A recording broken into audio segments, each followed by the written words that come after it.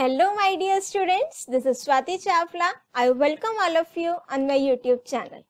In this video, we will discuss a session that is Maintain Workplace Safety of Unit 4 that is Web Applications and Security.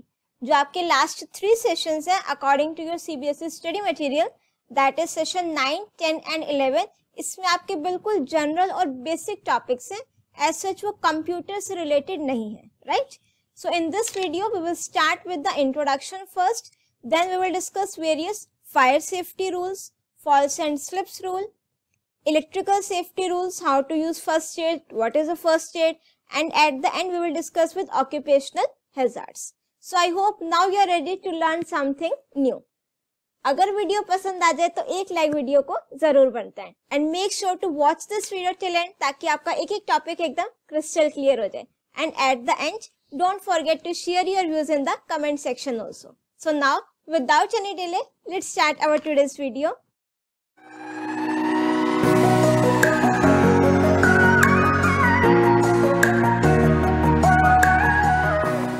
Now let's start with the introduction first. अगर हम पहले topic का name देखें, that is maintain workplace safety. Workplace वो area होता है बेटा जहां पर हम लोग काम करते हैं. अब वो कोई भी वर्क प्लेस हो सकता है, it can be an organisation. आपके स्कूल में जैसे टीचर्स काम करते हैं तो that is also work place area.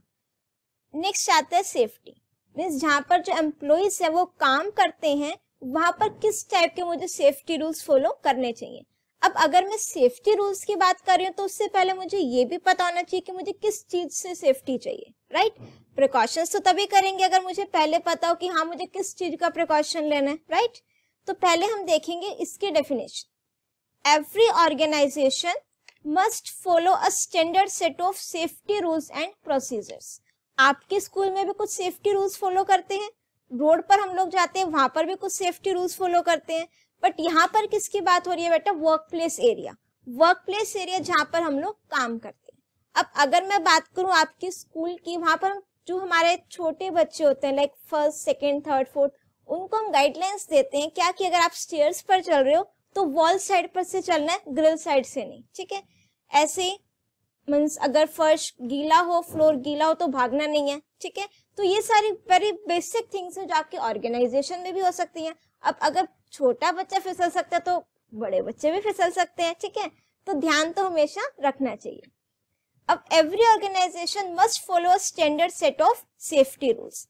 These rules must be stated and displayed clearly at important areas. जगह जगह पर इनके पोस्टर्स हम लगा सकते हैं कि these are the safety rules. आपने देखा होगा फायर सेफ्टी रूल्स होते हैं कई जगह पर कि यहाँ पर आपको इस चीज से सेफ्टी लेनी है, किस तरीके से सेफ्टी लेनी है. तो जो हमारे पॉइंट्स होंगे कलेक्ट मीन्स एक प्रिंट आउट निकाल के हम उसको जगह जगह पर प्लेस कर देंगे. All the employees must be given the demonstrations and training to follow the safety rules. अब जो जो सेफ्टी रूल्स हमें फॉलो करने हैं, बता तो दिया कि हाँ ये रूल्स फॉलो करने हैं, वो एक्चुअल में फॉलो करने भी आने चाहिए. For an example fire extinguisher होता है, लगा तो दिया कि अगर इन केस अगर आग लग जाती है तो फायर एक्सटिंग्विशर यूज कर लें. अब एकदम से आग लग गई and you don't know how to use that, तो मुझे क्या करना है? अपने एम्प्लॉइज को गाइड भी करना है, बताना भी है कि किस तरीके से आपको वो जो सेफ्टी रूल्स है उनको फॉलो करना है. Next, these are the various basic safety rules to follow at work place. तो अगर मैं किसी वर्क प्लेस एरिया की बात करूं, कोई ऑर्गेनाइजेशन है, कोई फैक्ट्री है, वहां पर ये मेन कॉजेस हो सकते हैं, ठीक है, जिनसे मुझे सेफ्टी चाहिए. कौन कौन से हो सकते हैं? फायर सेफ्टी, आग लग जाए वहां पर किस तरीके से सेफ्टी चाहिए मुझे. फॉल्स एंड स्लिप, फिसल जाना, गिर जाना. Electrical safety and use of first aid. First we will start with the first point that is fire safety. अब खुद से सोच कर देखो, अगर फायर सेफ्टी रूल्स मुझे आप लोगों से पूछूं कि क्या क्या हो सकते हैं, पहला आंसर आप लोग क्या दोगे? इट्स वेरी कॉमन कि अगर आग लग गई है पानी डाल दो, ऑब्वियसली आग बुझ जाती है, ठीक है? तो वो भी आपका एक टाइप ऑफ सेफ्टी रूल है. इसी तरीके से और भी काफी सारे रूल्स होते हैं हमारे फायर सेफ्टी के, जिसमें से जो हमारा फर्स्ट पॉइंट है basic fire safety rules in an organisation. तो first point is fire escape plans must be installed at proper levels. Fire escape plans means अगर इनकेस कहीं पर आग लग जाती है तो वहां से मुझे किस तरीके से बाहर आना है। अगर इस एरिया में या इस कॉरिडोर में इस रूम में आग लग चुकी है तो मुझे किस तरीके से बाहर आना है। या फिर आप कुछ एस्केप प्लान्स खुद से भी बना सकते हो। Must be installed at proper levels. सिर्फ एक का नहीं, आग तो कहीं पर भी लग सकती है, तो हर एक एरिया का। Maintenance of safety equipments must be taken care of regularly. जो भी आपके सेफ्टी इक्विपमेंट्स हैं, ठीक है, जैसे अगर मैं फर्स्ट एड का एग्जांपल हूँ, एक्सपायरी चेक करते रहते हैं मेडिसिन की। अगर एक्सपायर है मेडिसिन तो ऑब्वियसली वी डोंट प्रेफर कि हम उसको फर्स्ट एड बॉक्स में रखेंगे। Similarly we have to maintain the safety of equipments. जो हमारे सेफ्टी इक्विपमेंट्स हैं उनका भी हमें ध्यान रखना चाहिए कि अब फायर एक्सटिंग्विशर हमने लगा तो दिया कि इनकेस आग लग जाए तो इसको यूज कर लेना, अब उसको लगे वहां पर रखे 10 साल हो गए, वो तो फिर किसी काम का नहीं होगा, right. Smoke alarms must be placed at proper intervals. Smoke alarms की जैसे धुएं से भी कई बार अलार्म बजने लग जाते हैं। कई जगह तो क्या होता है कि आग लग गई, हमें वो अलार्म बजाना पड़ता है, ठीक है, एक तरीके से उसको ऑन करना पड़ता है, फायर अलार्म बजाना पड़ता है। कई हमारे क्या होते हैं स्मोक अलार्म्स, कहीं धुआं देखते हुए अपने आप बज जाते हैं ऑटोमेटिक टाइप, तो that also we can place at proper intervals. Proper interval means कुछ कुछ प्लेसेस पर। ऐसा नहीं है कि पूरी ऑर्गेनाइजेशन बहुत बड़ी कंपनी है, कोई फैक्ट्री है, मैंने सिर्फ एक ही जगह स्मोक अलार्म लगा दिया, वो तो फिर वर्क इतना इफेक्टिव नहीं करेगा। Keep work place a no smoking zone, ठीक है, कई बार स्मोकिंग से भी आग लगने का खतरा रहता है, तो आपको जो वर्क प्लेस एरिया है, even not even a work place area, we have to live in a non smoking zone, right. Next है कंडक्ट रेगुलर ड्रिल्स। इसका मतलब कि हम एक short mock type kind of practice भी कर सकते हैं कि इनकेस अगर आग लग जाती है तो मुझे किस तरीके से, मींस एक तरीके से क्या मुझे सेफ्टी रूल्स को फॉलो करना है। Next point in basic safety rules to follow at work place is falls and slip. Falls and slip means गिर गए फिर फिसल गए, ठीक है। अब ये चीज कहां पर हो सकती है, बिल्कुल बेसिक, अगर मैं आपके घर की भी बात करूं, स्लिप हो जाता है पैर, ठीक है, अगर फर्श हमारा गीला हो सकता है ना, तो स्लिप हो सकते हैं। सेम काम क्या मेरा वर्क प्लेस एरिया पर नहीं हो सकता, बिल्कुल हो सकता है। तो वहां पर मुझे उस टाइम पर कौन से सेफ्टी रूल्स फॉलो करने, now study these points. Work place must be proper ventilated to receive light. ऐसा जो आपका वर्क प्लेस एरिया एकदम बिल्कुल क्लोज ना हो सारी तरफ से कि वो लाइट ही ना आ पाए, लाइट प्रॉपर नहीं आएगी। वैसे तो आजकल इन्वर्टर्स जनरेटर्स हैं, but you never know, future is always uncertain, हो सकता है जनरेटर में भी कुछ प्रॉब्लम हो जाए, ना चले, ठीक है। तो आपके जो वर्क प्लेस एरिया है, जो रूम है, इतना वेंटिलेटेड होना चाहिए कि वहां से लाइट्स आती रहे। स्कूल्स में भी देखा होगा विंडोज होती है हर जगह, ठीक है, बिल्कुल क्लोज रूम अवॉइड करते हैं। Next point is oil spills dust must be immediately clean. अगर कहीं पर ऑयल गिर गया है या कहीं पर डस्ट है तो इमीडिएटली उसको क्या कर देना चाहिए, उस एरिया को साफ करवा देना चाहिए, अदरवाइज क्या होगा, ठीक है, फिसल कर गिर जाएंगे। Keep the moving area clean and clutter free. जो आपका मूविंग एरिया है, मूविंग एरिया जहां से बहुत लोग आते जाते रहते हैं, उसको हमें एकदम क्लीन एंड ड्राई रखना, वो गीला ना हो। आपने कई बार हॉस्पिटल्स में भी देखा होगा या कहीं फैक्ट्रीज वगैरह में एक स्वीपर या एक मेड होती है जो उस एरिया को बार बार साफ करते रहते हैं। Floors must be clean and dry. जो भी आपके फ्लोर्स हैं क्लीन हो प्लस ड्राई हो, ठीक है।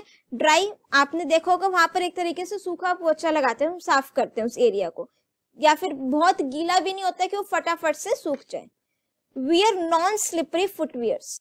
Even you know this thing, कुछ फुटवियर्स हमारे स्लिपरी भी होते हैं, ठीक है, पहनकर ही फिसल, ऐसा होता है कि फिसल जाते हैं। या फिर जो आपके बिल्कुल स्मूथ टाइल्स होती है वहां पर भी कुछ फुटवियर्स हैं जो स्लिपरी टाइप हमें फील होता है।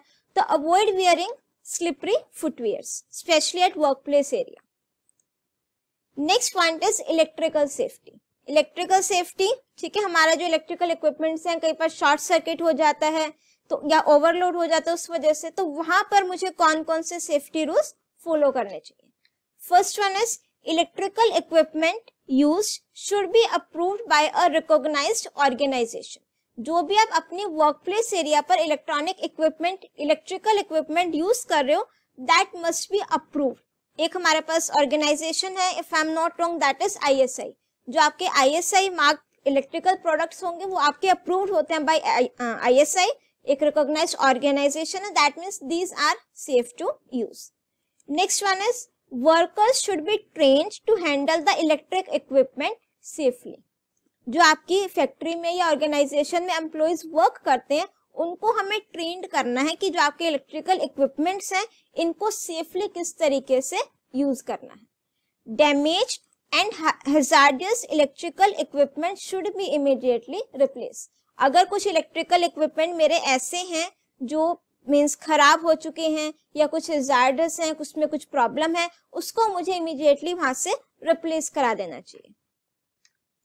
Next is heat emanating equipment should be kept away from the electrical equipment। जो आपके कुछ इक्विपमेंट्स ऐसे हैं जो हीट प्रोड्यूस कर रहे हैं उसको मुझे जो मेरे इलेक्ट्रिकल इक्विपमेंट है उससे दूर रखना चाहिए, अदरवाइज शॉर्ट सर्किट या आग लगने का खतरा ज्यादा रहता है। टेक केयर दैट आउटलेट्स या circuit should not be overloaded. Overloaded नहीं होने चाहिए, एमसी डाउन हो जाएगी, कई बार शॉर्ट सर्किट का वहां पर भी प्रॉब्लम रहता है। Switch off and unplug the electrical appliances before cleaning them. अगर आप कुछ इलेक्ट्रॉनिक इक्विपमेंट्स को क्लीन कर रहे हो तो मुझे उनको स्विच ऑफ करना चाहिए, अनप्लग करना चाहिए, so that we can safely clean those equipments. Next point है बेटा मेरे पास, that is use of first aid. ये आप सबको पता है, तो घर में भी हम लोग फर्स्ट एड यूज करते हैं, ठीक है। First we will start with the introduction कि what is first add.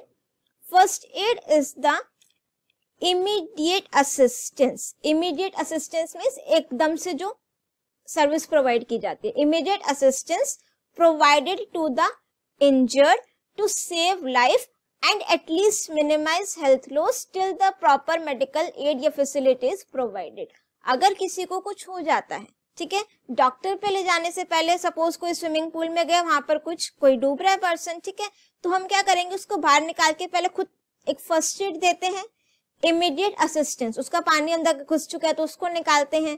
Provided to the injured to save life, कि एटलीस्ट हम अपनी तरफ से कुछ ट्राई कर सके कि हम उसकी किस तरीके से हेल्प कर सकते हैं। And minimise the health loss till the proper medical facilities provided, ठीक है। खुद डॉक्टर नहीं बन जाते हैं फर्स्ट एड में। Every organisation must have a basic first aid kit. जो भी आपके वर्क प्लेस एरिया होंगे, even in schools also we used to have a basic first aid kit. The kit must have all necessary items. उसमें हम रखते हैं bandage, cotton, Betadine, Dettol, PCM और भी जो जो चाहिए उससे रिलेटेड, ठीक है। स्प्रे अगर पेन हो जाए। Make sure to check for the expiry of medical related items. जो आपके फर्स्ट एड किट है उसमें हमें क्या करना है, जो भी आपकी मेडिसिन है या जो भी आपने उसमें मटेरियल रखा है, we have to check the expiry of each and every medicine timely. Now these are the various first aid rules. Assure the injured to remain calm and not to panic. जो injured person है जिसको आप first aid provide कर रहे हो, try कि वो आपका जो है काम रहे, शांत रहे, वो एकदम पैनिक नहीं हो जाए, ठीक है। प्लस जो फर्स्ट एड प्रोवाइड कर रहा है उसको भी पैनिक नहीं होना चाहिए। Keep them warm if they are under shock. जैसे आपने देखा हो शॉक लगा तो इस तरीके से हैंड रब करते हैं। Do not move the victim in case of back और नेक इंजरी। अगर किसी के बैक में या नेक में इंजरी हुई है तो हम अवॉइड करते हैं, उसको मूव नहीं करें क्योंकि वहां पर उस टाइम पर पेन और ज्यादा होता है। Do not attempt too much, do the minimum that is essential to save life, ठीक है। खुद से, इसका मतलब क्या है, do not attempt too much. Last time भी बोला था, खुद से डॉक्टर बनने के ट्राई नहीं करना until and unless you are in that profession, ठीक है। Do the minimum that is essential to save the life. Stop any bleeding. अगर किसी को ब्लीडिंग हो रही है तो आप अपने तरफ से फर्स्ट एड रूल अप्लाई कर सकते हो, ठीक है। आपने देखा होगा जैसे कई बार इवन हैंड बर्न हो जाता है तो क्या मुझे फर्स्ट एड प्रोवाइड करना है, ठीक है, या फिर अगर ब्लीडिंग हो रही है तो मुझे उसको किस तरीके से स्टॉप करना है। These are very basic things. Now last topic for this session is occupational hazards. Occupational area, a worker may face occupational hazards at work place. अब बात आती है ये ऑक्यूपेशनल हैजार्ड्स कौन से होते हैं। Now see the definition. An occupational hazard is the illness one may acquire due to his occupation. जहां पर मैं काम कर रही हूं वहां काम करते करते अगर मुझे कुछ बीमारी हो गई, that comes under the category of occupational hazard. Means suppose एक केमिकल फैक्ट्री में आई एम वर्किंग, वहां पर मेरा पर कुछ केमिकल गिर गया और मेरी सपोज कुछ भी, let's suppose an example, why मी, ठीक है ना। कोई भी एक पर्सन है, एक केमिकल फैक्ट्री में काम करते हैं, वहां पर हो सकता है केमिकल हैंड पर गिर गया या आइज पर आ गया, ठीक है, पूरा फेस बर्न हो गया, तो वो आपका कौन सा हो गया, occupational hazard. An occupational hazard is the illness one may acquire due to his occupation. Like people working in a chemical factory may get affected due to the presence of certain chemicals. These are the various type of occupational hazards. Just check out these names: physical hazards, chemical hazards, biological hazards, behavior hazards, radiological hazards and ergonomic hazards. एक case study आपको given है, hazards due to chemicals. From past 2 years, Ramdeen, this is the name of a person, worked in a chemical factory where some types of acids are being manufactured. वहां पर acids manufactured होते हैं. He is supposed to carry a sample of chemical in a special flask with a tight cap. He went to take the sample. उसने sample लिया, but जो उसकी cap थी ना, जो tightly fixed थी, वो उसने ढंग से properly close नहीं किया, careless कर दिया, careless हो गया वहां पर. So while carrying the chemical bag, he slipped, and because the cap was not fixed, और जो chemical था वो उसके neck पर आकर गिर गया, तो lower half of his face and one hand, ठीक है, वो खराब हो गया. The worker suffered from severe burns due to chemical burns. ठीक है, इसमें आपने एक one more example is there, that is Bhopal gas tragedy. I hope आपने सुना होगा इसके बारे में. Otherwise do a research on that. I think in 1984, it's 3rd December around 1 PM, एक गैस थी मिथाइल आइसोसाइनाइड, उसके लीक होने की वजह से even on at the spot 20,000 deaths were there just because of this issue, right? Just go through with that incidents also, आपको उससे भी काफी knowledge मिलेगी definitely. So I hope this topic and the concepts related to this topic are crystal clear now. If still you are having any doubt, you can write it in the comment section. And if you like my video, do press the like button and share your views in the comment section. And don't forget to subscribe my channel and press the bell icon to get the updates of my upcoming videos. Till then, keep watching, keep studying.